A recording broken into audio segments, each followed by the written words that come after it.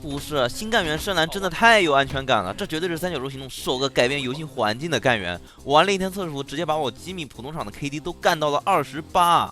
详细的技能大家应该都了解了，不了解的话可以看一下我之前的视频。今天这个视频给大家带来新干员超详细分析，告诉你们这个干员独一无二的强大能力、特殊用途以及如何应对这个干员。首先，这个干员的核心就是他的大招，迟钝状态下几乎是无死角防御。当然，你们也别像傻子一样站在原地，会给爆头。因为迟钝的肆无忌惮，你可以随意的侦查，真有人要打你的时候你就摇晃。面罩本身也有一定血量，真被打中几发是不会爆的。真正近身敌人之后，敌人就是待宰的羔羊，可以随你和队友处置。当然，如果光是这样，那也太笨重了，岂不是和老黑一样只能打室内战？那么好，这个干员真正的进阶非常需要技巧的玩法，用爪钩枪偷队友包舔，不是狡猾的很呐。进阶技巧就是迟钝期间利用抓钩枪硬控对方，没错 ，FPS 有硬控。我和我原神前职业队友一起玩的时候，他给我展示了什么叫勾神，有一种当年玩守望先锋队友是撸霸的感觉，也有英雄联盟打团的感觉，机器人或者锤石勾了谁谁就死了。这也是我说为什么这个干员改变了游戏环境。当然也因为我的队友勾得非常准，勾过来就是一个肘击，一个人就没了。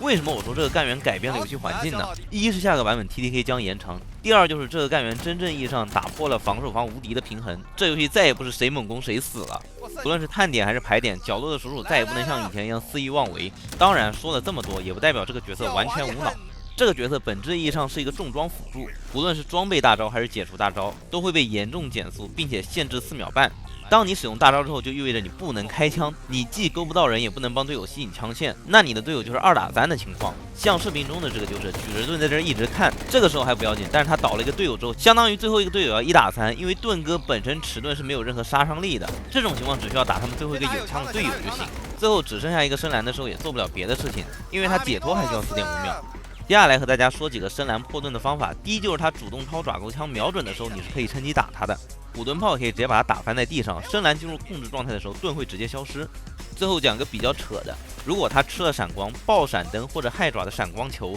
他会做出用手捂眼的动作，把盾从正面移开。他大招期间本身对爆炸有一定抗性，但是对火焰、老黑的小面包、电箭这种是没有抗性的。你的电箭射他盾上没有伤害，但你可以射他边上或者射他人身上。以上就是深蓝的进阶玩法和应对方案。铁丝网正常来说往哪摆都行，地图上限最多有3个。这玩意呢，它是没有距离限制的，离远了一旦有人踩你也有命中提示，而且这东西有一定高低差扩散，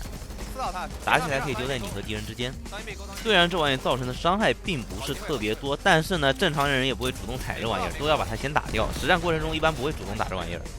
最后和大家说一个小细节，这个爪钩枪的钩子其实是可以被打掉的，我很少见到有人主动去打。如果敌人想用这玩意勾他队友或者勾你队友，本身呢其实会有个1秒多的延迟，你们可以趁机打掉钩锁的。那么这个视频就到这里了，谢谢大家看完，祝大家新赛季更快上手深蓝，拜拜。